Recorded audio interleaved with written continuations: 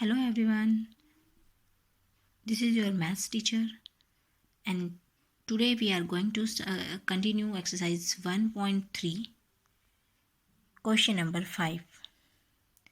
Find the product using suitable properties. हमें इनके product find out करने हैं विद यूज प्रॉपर्टीज़. हमें प्रॉपर्टीज़ यूज़ करके प्रोडक्ट फाइंड करने हैं. ऐसे नॉर्मल हम क्वेश्चन सोल्व नहीं करेंगे, हमें प्रॉपर्टीज़ यूज़ करनी है. सो लेट्स डू. 26 सॉल्यूशन 5 है.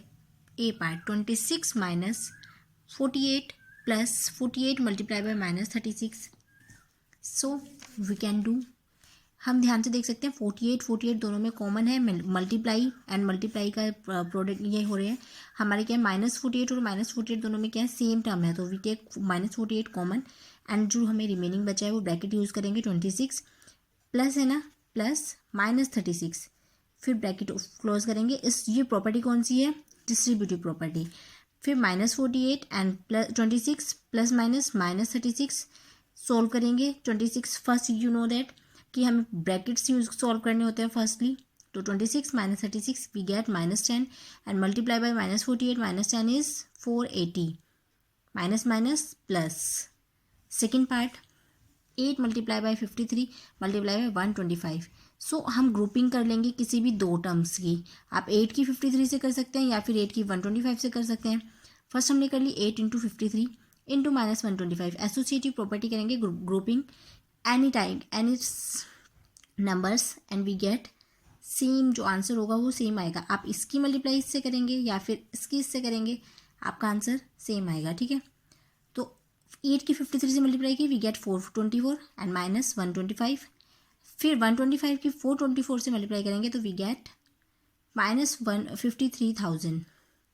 सो आंसर माइनस क्यों आया, ये प्लस वैल्यू है और ये माइनस है, सो वी गेट -53,000. अब CDEFG जो पार्ट्स आपके रिमेनिंग है वो आप खुद करेंगे और प्रॉपर्टीज़ मेंशन करेंगे. जो भी आप यूज़ करेंगे उन प्रॉपर्टीज़ को आपको मेंशन करना होगा. ठीक है, ध्यान से. अगर कोई प्रॉब्लम आए so please ask me.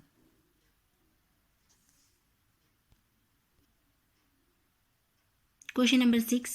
A certain freezing process require the room temperature be lowered from 40 degrees Celsius to at the rate of 5 degrees Celsius every hour. जो आपका जो एक फ्रीजिंग टेम्परेचर जो प्रोसेस है वो क्या हो रहा है, रूम टेम्परेचर पे वो लौट जा रहा है 40 डिग्री सेल्सियस से 5 degree Celsius every hour. What will be the room temperature 10 hour after the processing begins. तो जो रूम टेम्परेचर होगा वो प्रोसेसिंग जो स्टार्ट हो जाएगी उसके बाद क्या हो जाएगा, 10 घंटे बाद. मतलब जो हमने कोई प्रोसेस स्टार्ट किया तो उसके 10 घंटे बाद जो रूम टेम्परेचर है वो क्या होगा. So let's do. Given present room temperature is 40 degree Celsius. Decreasing the temperature every hour. हर एक घंटे में टेम्परेचर जो है वो डिक्रीज कितना हो रहा है, 5 degree Celsius. So room temperature after 10 hour के बाद जो रूम टेम्परेचर होगा वो क्या होगा. सो 40 डिग्री सेल्सियस जो कि आपका था एंड आफ्टर 10 आवर यानी कि जो 10 आवर के बाद होगा, तो प्लस में 10 इंटू में जो डिक्रीज हो रहा है, डिक्रीज के लिए हम माइनस साइन यूज़ करेंगे. -5 degree Celsius, so we get -50. 10 into 5 is 50 degree Celsius and 40 -50 degree Celsius is we get -10 degree Celsius. So this the room temperature after 10 hour is -10 degree Celsius after the processing begins. जब process start हो जाएगा तो उसके बाद जो 10 घंटे बाद हमारा रूम टेम्परेचर होगा वो क्या होगा, -10 degree Celsius. In a class test containing 10 questions, 5 marks are awarded for every correct answer and -2 marks are awarded for every incorrect answer and 0 for question not attempt. So एक class test है, उसमें 10 question है. 10 में से 5 marks जो हैं वो हर सही आंसर पे 5 नंबर मिलेंगे और गलत आंसर पे -2 हो जाएंगे. और जो क्वेश्चन आप नहीं अटैम्प्ट कर रहे हो उसके लिए क्या होगा, 0 मार्क्स. सो फर्स्ट पार्ट है इसका Mohan gets 4 correct and 6 incorrect answer. What is his score हमें फाइंड आउट करना है. उसने 4 करेक्ट आंसर किए हैं एंड 6 इनकरेक्ट आंसर किए हैं. So let's do.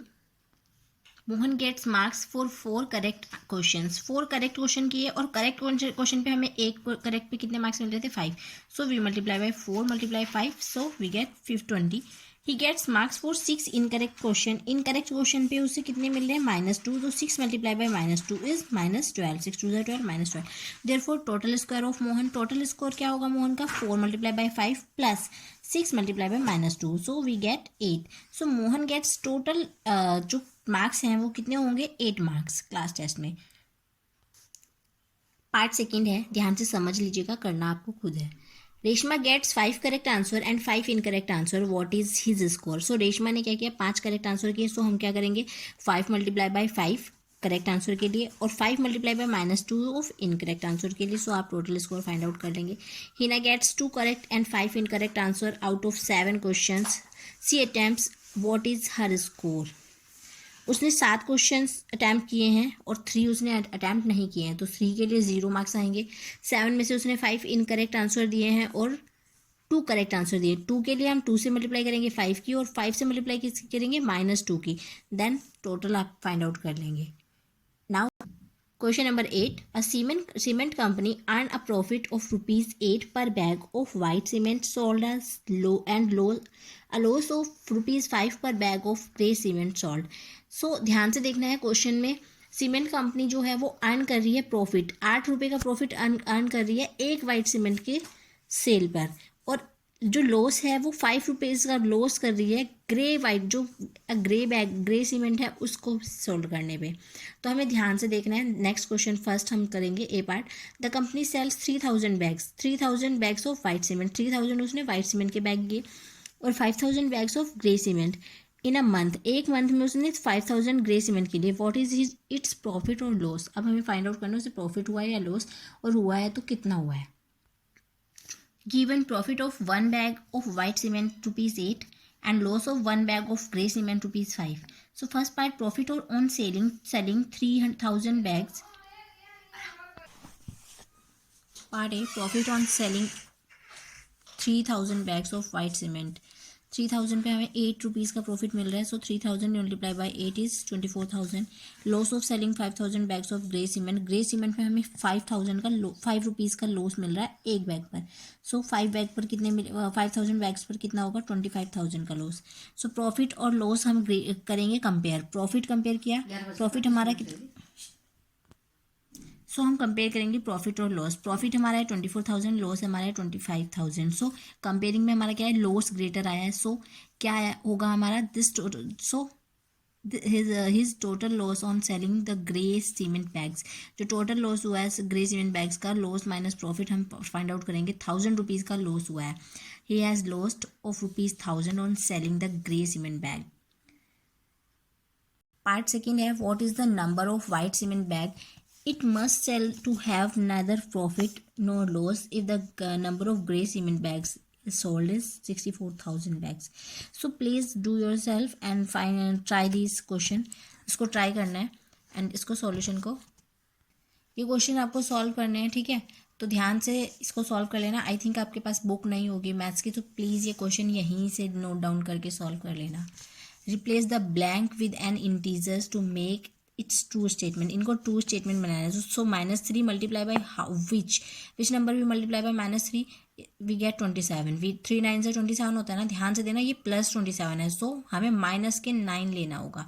तो -3 multiply by -9 is we get 27। So question 9 do yourself. Question 9 के सारे पार्ट्स आपको खुद करने हैं। Thank you, have a nice day.